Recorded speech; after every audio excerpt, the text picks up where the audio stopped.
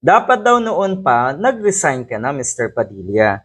Dapat sinimulan mo, sinundan sana ng mga katulad ni Bato, ni Nabongo at marami pang iba, lalo na po yung mga senators na ang pinoprotektahan lang naman ay ang mga Duterte. Yan dapat ang ginawa nyo noon pa.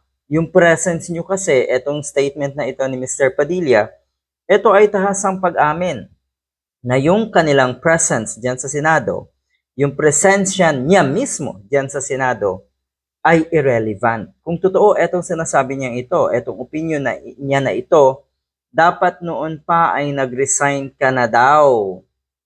Kasi hindi mo naman makita yung kahalagahan mo diyan sa Senado.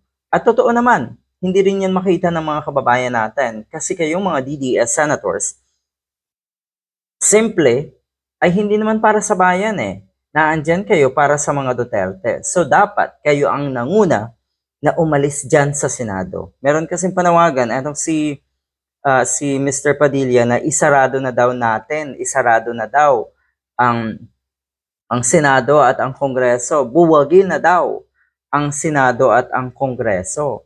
Kasi unang-una, ang nakikita daw niya, puro katahimikan. Wala daw senator ang nagsasalita. Wala daw kongresista ang nagsasalita. Ang nangyayari daw ngayon ay nagsasabungan.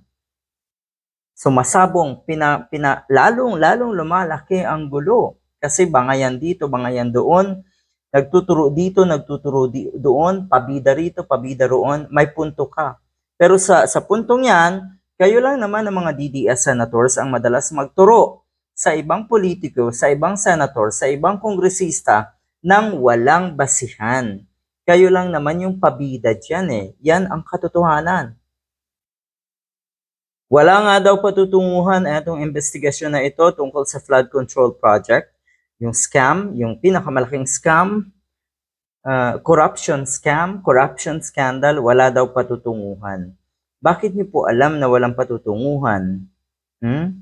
Ayaw nyo ba na may patunguhan ito kaya ganyan ang sistema ng kaisipan nyo? Wala ba kayong maiambag? E di napakaliwanag na dapat kayo ng mga DDS senators ang unang bumitaw sa pwesto.